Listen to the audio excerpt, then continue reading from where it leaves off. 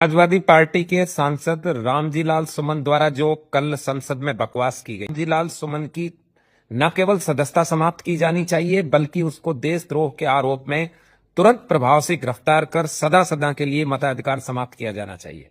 क्योंकि भारत के संविधान में राज्य के नीति निर्देशक तत्व प्रिंसिपल ऑफ डायरेक्टिव हैं, जिसके अंदर ये साफ लिखा हुआ है कि भारत के आदर्शों का सम्मान करना प्रत्येक नागरिक का कर्तव्य होगा। इसका मतलब यह हुआ कि रामजी लाल सुमन ने भारतीय संविधान के नीति निर्देशक तत्वों का उल्लंघन किया है। उसने भारत के महानतम आदर्शों का अपमान किया है। भारत के परम देशभक्त महाराणा सांगा का अपमान किया है, जो 80 घाव लगने के बाद भी लगातार बाबर से लड़ते रहे।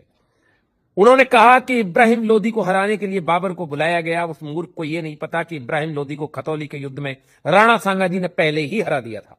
उन्हें यह भी नहीं पता कि खुद बाबर को भी राणा सांगा जी ने बयाना के पास में जो खानवा है वहां के प्रथम युद्ध में हरा दिया था।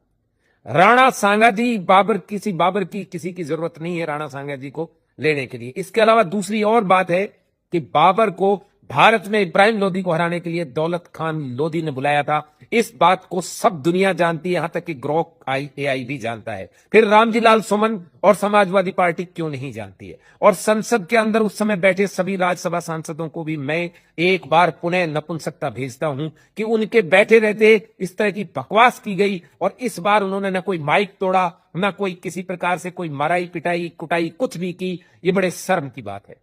तुरंत प्रभाव से रामजी लाल सुमन को यदि गिरफ्तार कर कार्रवाई नहीं की गई तो पूरा देश के अंदर राणा सांगा जी के लिए जान देने वाले और जान लेने वाले लोग आज भी हैं। एक बात और ध्यान रहे, ये कोई हिंदू मुस्लिम का झगड़ा नहीं है, क्योंकि राणा सांगा जी के नेतृत्व में जो युद्ध बाबर के खिलाफ लड़ा गया था उसमें मेवात के राजा हसन खान मेवाती स्वयं लड़ने गए थे। और उसके बाद भी राणा सांगा जी की सेना के अंदर बहुत से लोगों ने जो मुस्लिम थे उन्होंने साथ में मदद की और राणा सांगा जी के साथ लड़े और बाबर के खिलाफ लड़े। ये तो बाबर और राणा सांगा के बीच की लड़ाई है, बाबर की नाजायज औलाद और राणा सांगा के सपूतों के बीच में लड़ाई है। यदि हम राणा सांगा के सपूत कहलाते हैं, अपने आप को राणा सांगा जी के वंशज कहलाते हैं, उनकी परंपरा के वंशज कहलाते हैं, तो इस रामजी लाल सुमन को उस राज्यसभा के सांसदों को तुरंत प्रभाव से सबक सिखाया जाना चाहिए। यदि राज्यसभा अपने पाप को धोना चाहती है तो राज्यसभा के उस समय आसन पर विराजमान उपसभापति महोदय हरिवंश प्रसाद सिंह जी से मैं निवेदन करूंगा कि तुरंत प्रभाव से इसके विरुद्ध आप एक्शन लीजिए और उसकी सदस्यता समाप्त कीजिए। साथ ही साथ समाजवादी पार्टी यदि भारतीय राजनीति में जीवित रहना चाहती है तो तुरंत प्रभाव से इसको बर्खास्त करे और सदा सदा के लिए भारत का इलेक्शन कमीशन में एक प्रस्ताव भेजे कि इसको मताधिकार समाप्त किया जाए और भारत की नागरिकता समाप्त की जाए। जय भारत, जय छात्र धर्म, जय महाभारती।